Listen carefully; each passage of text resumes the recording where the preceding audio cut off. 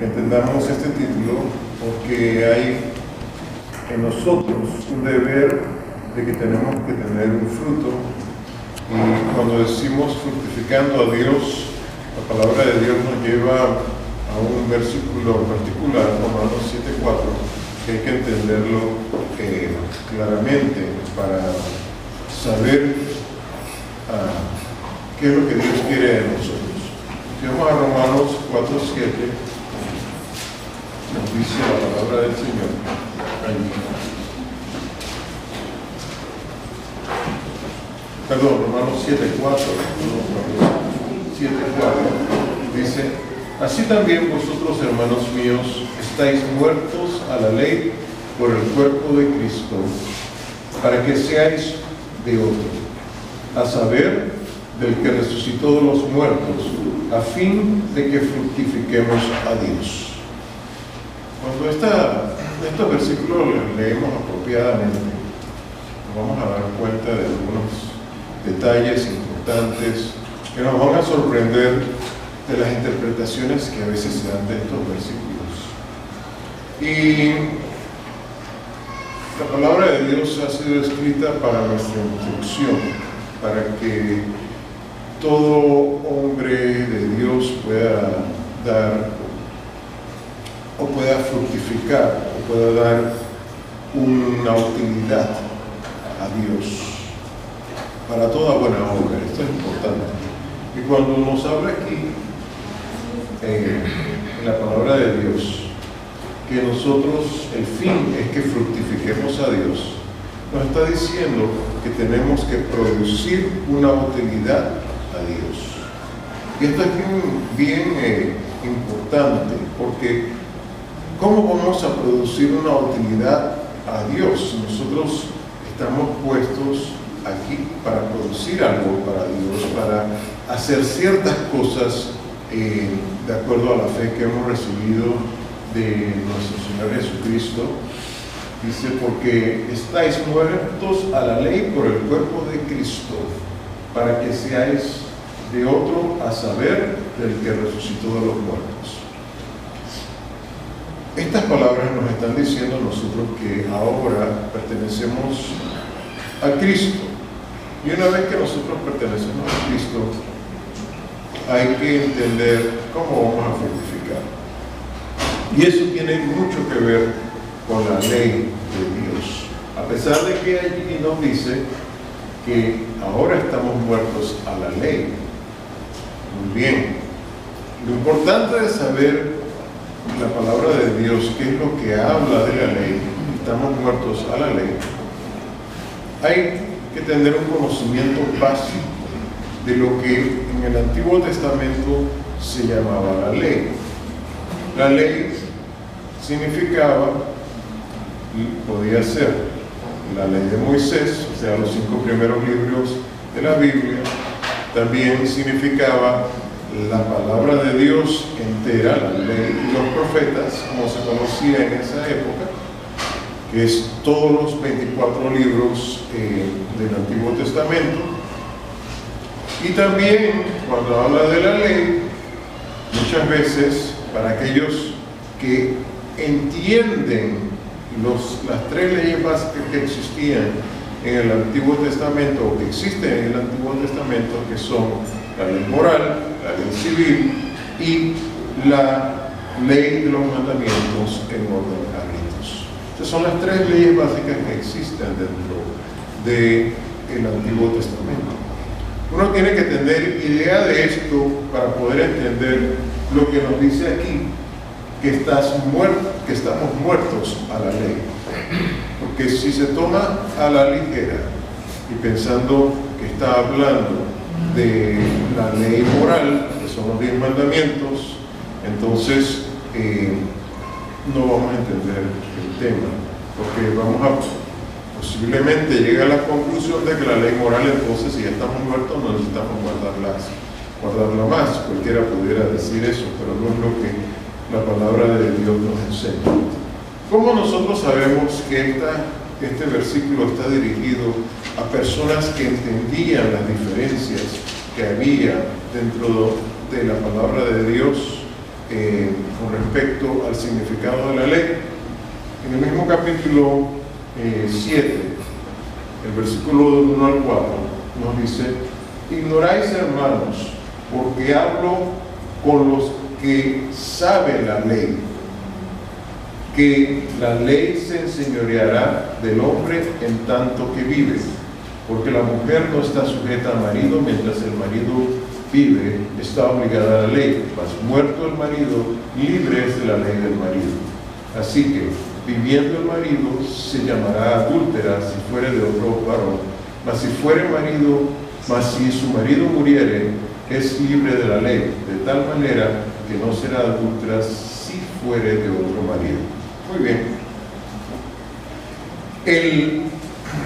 El apóstol Pablo usa una metáfora, porque es fácil hablar de una persona que realmente sabe las distinciones que hay de la ley, cómo se subdivide todo esto, y hace una metáfora con relación a la ley de el marido y su mujer, cuando hay una unión matrimonial. Y nos dice aquí, entonces, que mientras el marido de la mujer está vivo, lógicamente estaba sujeta entonces a la ley del matrimonio, y entonces ya no se podía zafar de ese marido porque estaba sujeta a ese contrato matrimonial.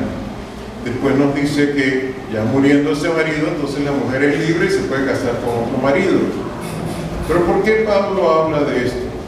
En el libro de Hebreos, en el capítulo 10, él nos aclara qué es lo que él está diciendo con respecto a estas leyes, porque usa esa metáfora, de forma metafórica, la ley del marido y de la mujer. En Hebreos 10, versículos 1 al 2 y 4. Porque la ley, teniendo la sombra de los bienes venideros, no la imagen misma de las cosas, nunca puede, por los mismos sacrificios que ofrecen continuamente cada año, hacer perfectos a los que se allegan. De otra manera cesaría de ofrecerse, porque los que tributan este culto, limpios de una vez, no tendrían más conciencia de pecado. Porque la sangre de los toros y de los machos cabríos no puede quitar los pecados. Entonces también vemos aquí que nos está empezando a aclarar de qué ley se está hablando, y que está hablando del primer marido.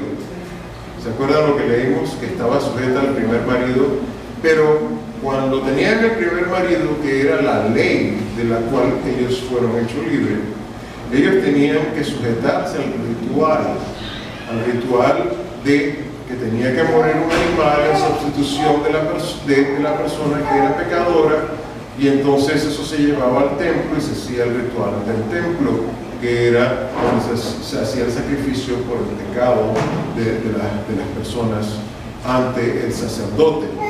El sacerdote de acuerdo a el sacerdocio levítico. Esto es importante que lo tengamos en cuenta. Pero había un problema con eso, como dice aquí. Continuamente eso se tenía que hacer porque no se llegaba ¿a qué? A una conclusión de perdonar el pecado. El pecado continuaba ahí porque estaba esperando hasta que llegara aquel que realmente en él se podía perdonar el pecado y había una reconciliación con el Padre. En el mismo libro, vamos a ver ahora cuál fue la solución que Dios dio a esto, y esto es el segundo marido luego que muere, según nos dice Pablo, muere de acuerdo a la ley del marido, muere el primer marido, la mujer está libre. Vamos a ver qué sucede ahora.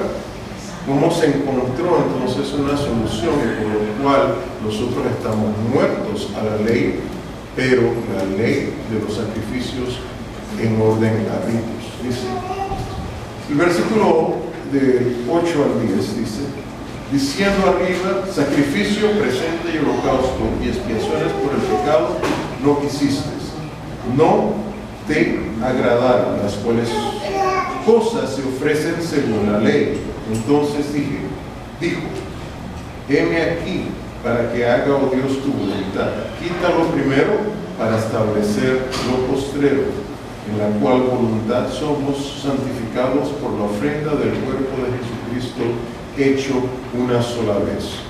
Luego el versículo 12 y 14 dice: pero éste, habiendo ofrecido por los pecados un solo sacrificio para siempre, está sentado a la diestra de Dios, porque con una sola ofrenda hizo perfectos para siempre a los santificados. Entonces si entendemos qué es lo que está hablando Pablo en el libro de Romanos 7, aquellos que entienden de la ley, entonces entendemos a qué se está refiriendo. Está hablando de la ley y del sacerdocio levítico, introduciendo entonces luego el nuevo marido que es Cristo, que se hace su sacrificio una sola vez para el perdón de los pecados, y nos introduce a un nuevo sacerdocio que es el sacerdocio de Melquisedec. En el versículo 15 al 18 dice: y atestíguanos lo mismo el Espíritu Santo, que después dijo: y este es el pacto que haré con ellos después de aquellos días, dice el Señor. Daré mis leyes en sus corazones y en sus almas las escribiré. Y añade: nunca más me acordaré de sus pecados e iniquidades, pues donde hay remisión de pecado no hay más ofrenda por el pecado. Entonces entramos al nuevo pacto, en donde ahora en este nuevo pacto nos dice que la ley está ¿dónde? En nuestro corazón. Aquellas personas que muchas veces piensan que ya la ley se deshizo, aquí nos explica qué es realmente lo que está diciendo la palabra de Dios, que no se refiere a deshacer la ley de Dios, ni se refiere a deshacer la ley civil que está escrita dentro de la palabra de Dios, sino a deshacer la ley ritual que está de acuerdo al sacerdocio levítico, y ya no somos sujetos y estamos muertos a eso, porque ya ahora bajo el nuevo sacerdocio y este nuevo pacto que tenemos, entonces estamos ya perdonados nuestros pecados para siempre a través del sacrificio de nuestro Señor Jesús, y la ley empieza a estar en nuestros corazones. ¿Cómo llega a hacerse eso? Y es importante que nosotros también tengamos entendimiento, porque cuando entramos en el nuevo pacto, como dice en Hebreos 10, vamos a los versículos 15 y 18. Bueno, ya lo acabo de leer. Vamos a Efesios 2, del 12 al 17. Vamos a Efesios 2, del 12 al 17.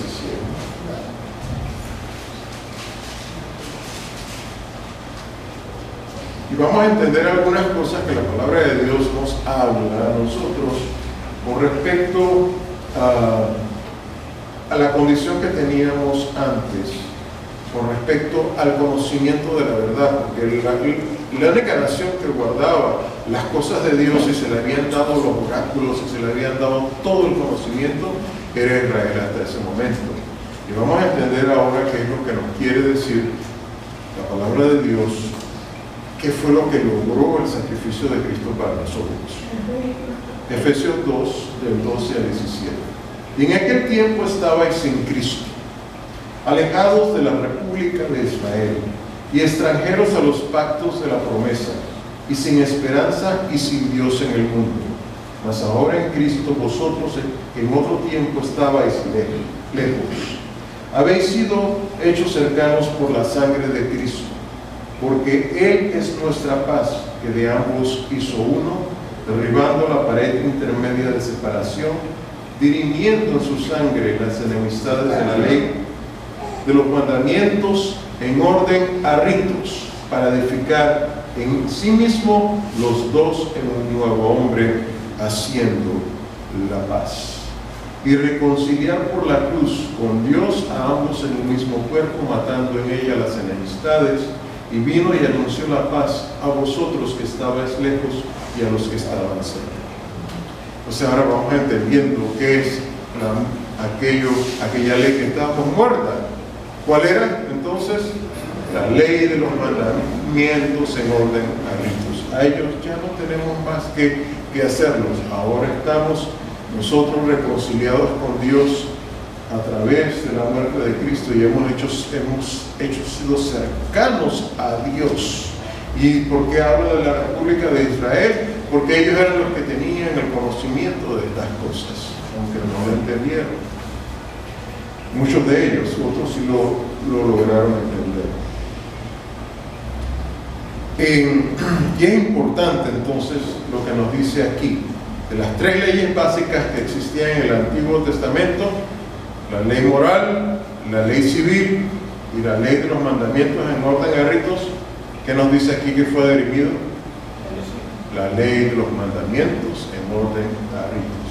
Para edificar en sí mismo los dos son un nuevo hombre haciendo la paz con Dios. Y a esto es lo que se refiere en la palabra de Dios. Ahora, ¿cuál es el propósito de hacer esto Dios? Porque Dios tiene un propósito con todas las cosas. Dice en el mismo Efesios 2, 18 al 22, que por Él los unos y los otros tenemos entrada por un mismo espíritu al Padre.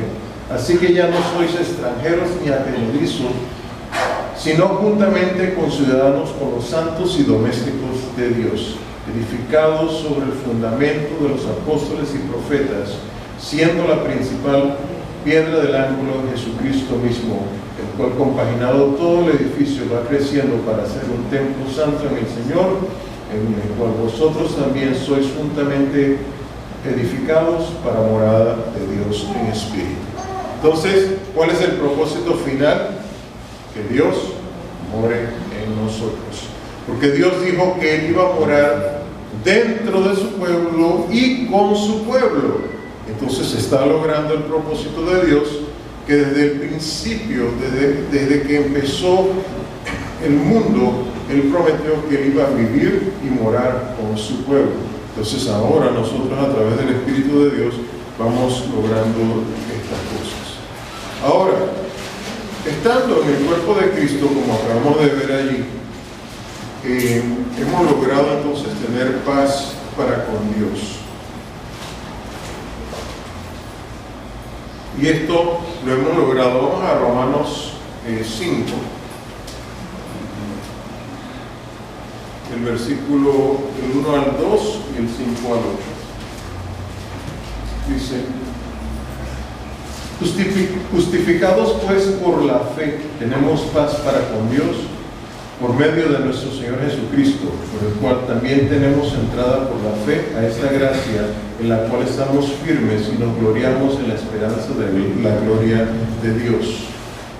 Y la esperanza no avergüenza, porque el amor de Dios está derramado en nuestros corazones por el Espíritu Santo que nos ha dado.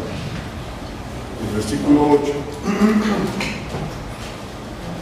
Mas Dios encarece su caridad para con nosotros, porque siendo aún pecadores, Cristo murió por nosotros. Entonces, es importante que nosotros tengamos una idea clara del propósito de la muerte de Cristo. Entonces, aún con todas estas cosas ya claras, todavía tenemos que ir al proceso de la fructificación. Dice, vamos a Romanos 6, versículo 4 al 7, dice: porque somos sepultados juntamente con Él a muerte por el bautismo, para que como Cristo resucitó de los muertos por la gloria del Padre, así también nosotros andemos en novedad de vida. ¿Se acuerdan que si estamos muertos es igual que poner una semilla? La semilla está allí, se entierra, ¿no es así?, en la tierra, y ella produce un fruto. Entonces, ¿qué es lo que nosotros tenemos que hacer ahora? Dice, si estamos muertos en Jesús y somos sepultados en el bautismo, que es igual que como si se pusiera esa semilla en la tierra, entonces dice que tenemos que andar en novedad de vida. Tenemos que cambiar. Porque si fuimos plantados juntamente en Él a la semejanza de su muerte, así también lo seremos a la de su resurrección. O sea, todavía más, todavía no se ha visto el fruto completo que vamos a tener, porque va a llegar un momento que vamos a ser entonces resucitados. Y entonces dice aquí en el versículo 6 al 7, dice: sabiendo esto, que nuestro viejo hombre juntamente fue crucificado con él, para que el cuerpo del pecado sea deshecho, a fin de que no sirvamos más al pecado, porque el que es muerto justificado es el pecado. Okay. Estos últimos versículos son importantes para saber cuál es el rendimiento que tenemos que darle a Dios. Ese rendimiento o ese mérito que tenemos que darle a Dios es que no podemos más nosotros servir al pecado. Ahora que estamos muertos dice aquí que estamos muertos al pecado, porque ya no debemos estar pecando. Estamos justificados del pecado por causa de que ahora entramos dentro de ese cuerpo de Cristo, dentro de ese medio que es Jesús, que es el único camino que hay para tener esa reconciliación con el Padre, y estamos justificados al pecado. Sin embargo, nuestro fruto debe ser no pecar, no pecar. Y es importante tener eso en cuenta porque hay algo muy mal entendido, que como existen estas tres leyes, la gente piensa que la ley moral es una ley que ya se abolió, porque no están teniendo entendimiento claro. Sin embargo, en Romanos 7, versículo 14, nos habla de esta ley moral, porque sabemos que la ley es espiritual, mas yo soy carnal, venido a sujeción del pecado. Y el versículo 23 al 25 dice: mas veo otra ley en mis miembros que se rebela contra la ley de mi espíritu y que me lleva cautivo a la ley del pecado que está en mis miembros. Miserable hombre de mí, ¿quién me librará del pecado de esta muerte? Gracias a Dios por Jesucristo nuestro Señor. Así que yo mismo con la mente sirvo a la ley de Dios, mas con la carne a la ley del pecado. O sea, nosotros sabemos que tenemos que servirle a la ley de Dios, sin embargo estamos en una condición carnal. Muchas veces tenemos este conflicto de que terminamos sirviendo a la ley del pecado y siguen pecando las personas. Pero el fruto nuestro debe ser el no pecar. Ese es el fruto que debemos de tener. Ese es el rendimiento que debemos darle a Dios. Vamos a ver aquí también en el capítulo 8, versículo del 1 al 9, dice: ahora pues ninguna condenación hay para los que están en Cristo Jesús, los que no andan conforme a la carne, mas conforme al Espíritu. Porque la ley del Espíritu de vida en Cristo Jesús me ha librado de la ley del pecado y de la muerte.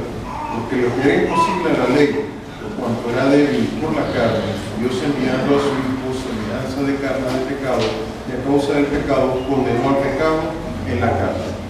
Entonces, ¿qué sucedió? Con el sacrificio de nuestro Señor Jesús, Dios condenó el pecado en la carne ¿de quién? De Cristo Jesús. Entonces, para que la justicia de la ley fuese cumplida en nosotros, que no andamos conforme a la carne, mas conforme al Espíritu. Porque los que viven conforme a la carne, de las cosas que son de la carne se ocupan, mas lo que es conforme al Espíritu, de las cosas del Espíritu. Porque la intención de la carne es muerte, mas la intención del Espíritu, vida y paz. Cuando la intención de la carne es enemistad contra Dios, porque no se sujeta a la ley de Dios, ni tampoco puede. Dice: así que los que están en la carne no pueden agradar a Dios. Mas vosotros no estáis en la carne, si el Espíritu, sino en el Espíritu, si es que el Espíritu de Dios mora en nosotros. Y si alguno no tiene el Espíritu de Cristo, el tal no es de él. Bien importante ese detalle. ¿Se acuerdan que el propósito de Dios era morar en nosotros?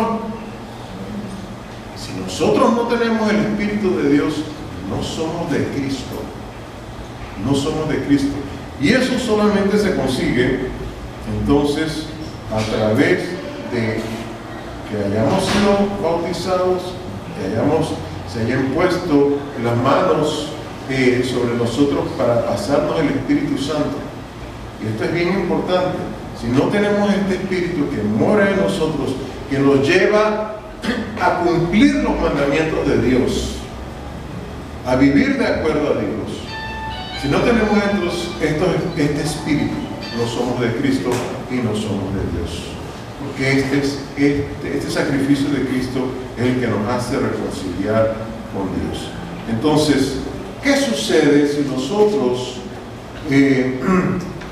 somos justificados por la sangre de Cristo? Hay algo muy importante a lo cual está próximo a ocurrir, que es la ira de Dios.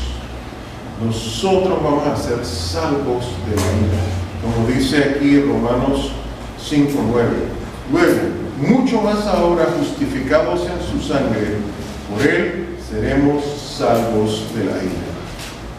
Ya para finalizar, que muchas veces uno piensa que pues los mandamientos de Dios o le enseñan por allí, porque se equivocan en la interpretación de qué es lo que está hablando de la ley de Dios, porque no entienden, porque es una obligación de nosotros como cristianos entender esto, que las diferentes leyes que hay y cómo se habla en la palabra de Dios sobre la ley.